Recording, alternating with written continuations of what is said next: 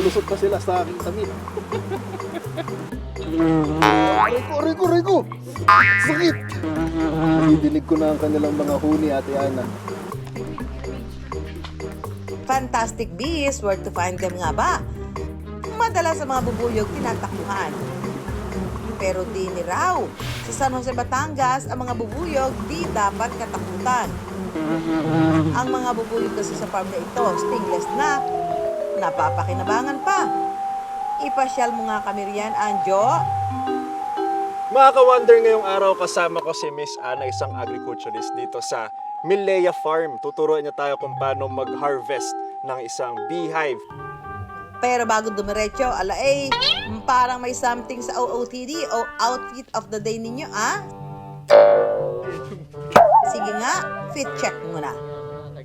Po yung tinatawag na bee veil or bee suit po, pumprotekta sa atin. Kasi yung mga stingless bees po is maliliit lang po sila. Pwede po silang sumuot kahit saan po. Small but terrible nga talaga ito mga bubuyog. Kasi ang adult size nga raw nito, kasing liit lang naman ang kuko sa hingiliit na daliri sa kamay ng tao. Pero ang pagiging maliit daw nito ang dahilan kung bakit stingless ang mga ito. Sobrang liit kasi ng kanilang mga sting, hindi na nila ito nagagamit, at kung nangangagat man, bibig ang gamit nito na sobrang liit din. Apo, Tama. nangangat po yung mga stingless, pero hindi sila ng sting na pag na-sting tayo mamamagay yung balat natin, parang kagat po ng langgam. So, Miss Ana, let's proceed. Sige po.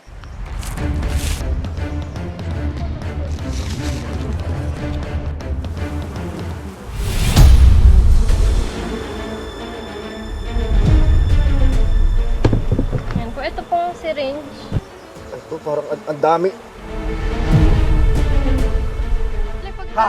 lipag Ha! Ha! Abo, yan pagka liquid yung nasa loob, yun yung honey. Okay. Tapos yan tsaka po natin yung- gagamitin ng syringe para Abo, sipsipin para mo na. ma-harvest. So, try ko nga, Ate Ana. Ito po. Hirap nito, Ate Ana. Sakit na.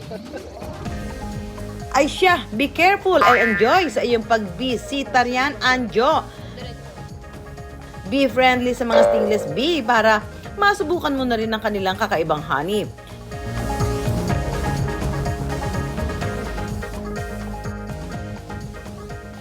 Success! Mga kapuso, ngayon titikman natin yung pinaghirapan namin i-harvest na honey kanina ni Ate Ana. May baon akong kutsarita. Cheers, Ate Ana. Ang sarap. Ang tamis.